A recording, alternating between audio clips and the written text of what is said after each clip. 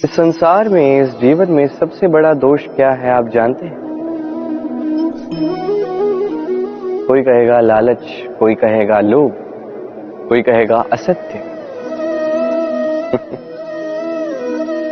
देखिए, दुख का मूल होता है परिश्रम ना करना। कुछ लोग जीवन में ऐसा सोचते हैं कि मुझे कोई परिश्रम नहीं करना, फिर भी सब कुछ मैं प्राप्त करना चाहता। अब इसी सोच के कारण द्यूत जैसे खेल जो है हमारे जीवन में प्रवेश कर जाते हैं। द्यूत, ये द्यूत क्या है? द्यूत अर्थात बिना किसी परिश्रम के, किसी और ने जो परिश्रम से धन अर्जित किया है, सुख सुविधाएं अर्जित की हैं, उसे अपने लिए बस एक खेल के माध्यम से प्राप्त करने की चाह। और ये चाह अत्यंत विनाशकारी होती है।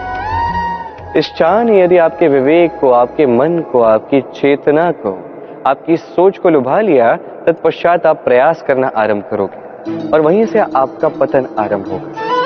ये प्रयास होगा किसी और के जीवन का सारा धन, उसका समस्त जीवन अपना बना लेने का प्रयास। क्योंकि पहले तो आशा जागती, इस आशा को हताशा बनने में समय नहीं लगता, इस हताशा को कुंठा बनने में समय नहीं लगता, कुंठा को लालच बनने में समय नहीं लगता, और लालच को प्रतिकार में परिवर्तित होने में समय नहीं लगता।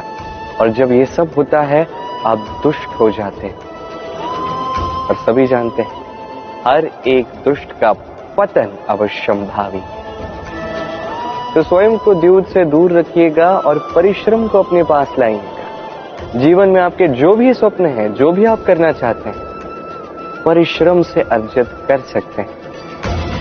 तो वही कीजिए और मेरे साथ प्रेम से कहिए, राधे राधे। महादेव, वो देव जो महान है, जो देवों के भी देव कहलाते हैं, जो मेरे आराध्य हैं। कभी आपने ये प्रश्न पूछा कि शिव ही महादेव क्यों कहलाते हैं, कोई और देवता क्यों नहीं कहलाया जाता? वो इसलिए क्योंकि महादेव में, शिव में एक ऐसा विशेष गुण है जो अन्य किसी में नहीं। निस्वार्थ होकर लोक की सेवा करना।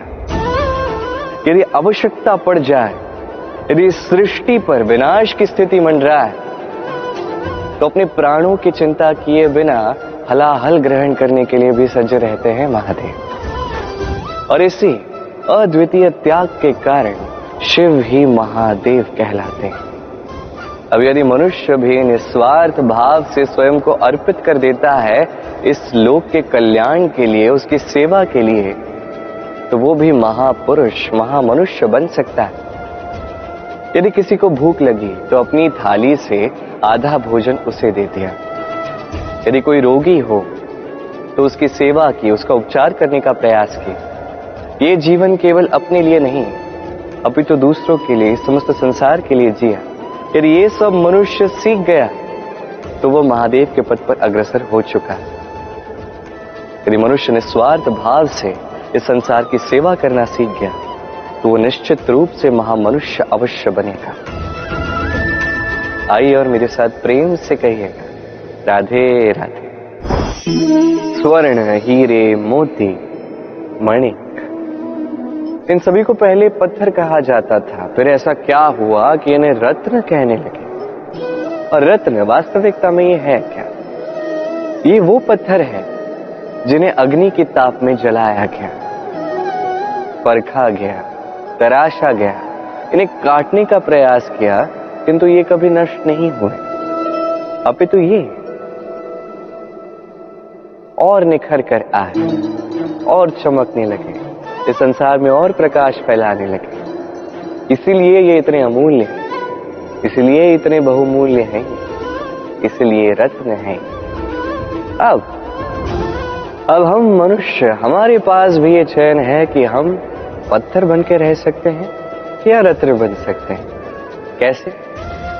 हमारे जीवन में भी अनेक समस्याएं हैं, कठिनाइयां हैं, संकट है। अब इन कठिनाइयों के ताप में जलते हैं, ये समय हमें काटने का प्रयास करता है। कई सारे लोग, कई सारी परिस्थितियां हमें तोड़ने का प्रयास करती हैं, पर हमें नष्ट नहीं होना है। जैसे ये रत्न समस्याओं का सामना करके पत्थर से रत्न बना है, वैसे ही हमें भी हमारी समस्याओं का सामना करके रत्न बनना है, इस संसार में प्रकाश का स्रोत बनना है। तो यही कीजिए और मेरे साथ प्रेम से कहिएगा, राधे राधे। संसार में सबसे बड़ी शक्ति क्या है? कोई कहेगा बल की शक्ति, कोई कहेगा अस्त्र की शक्ति, कोई कहेगा ज्ञान की शक्ति। ठीक है, यदि मैं बताऊं तो संसार में सबसे बड़ी शक्ति है शक्ति सूचना की। जी हां, सूचना। ये सूचना अपने आप में एक प्रबल शक्ति है, अत्यंत शक्तिशाली अस्त्र है ये सूचना। और सत्य कहूं तो अनुचित सूचना से कहीं अधिक घातक अधूरी सूचना होती है। जैसे आज सांब ने रुक्मी के साथ किया, अधूरी ही सूचना बताई और विनाश हो गया।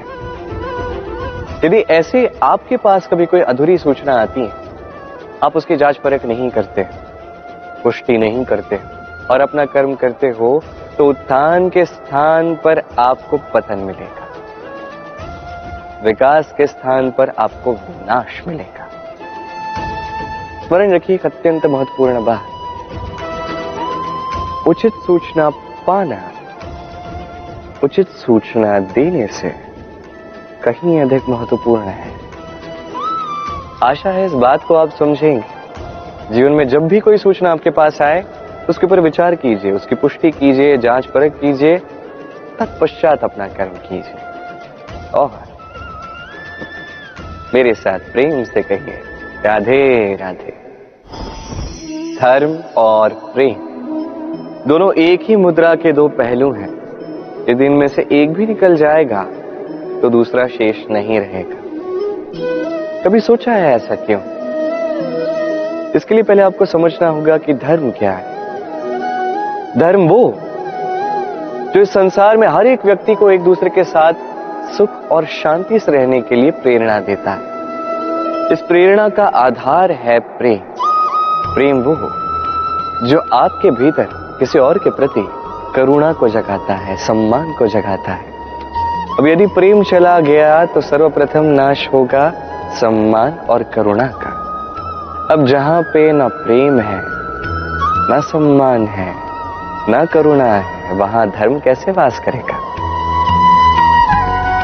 भौतिक इच्छाएं जागने लगती हैं, क्रोध जागने लगता है, अहंकार जागने लगता है और फिर आरंभ होता है अधर्म का। इसलिए जो भी भावनाएं आपके भीतर प्रवेश कर रही हैं, उन्हें करने दीजिए, किंतु चाहे जो कुछ भी हो जाए, इस प्रेम को कहीं जाने मत दीजिए। इस प्रेम को सदैव अपने पास रखिए, अपने हृदय में, और इसी प्रेम के साथ कहिए, राधे राधे।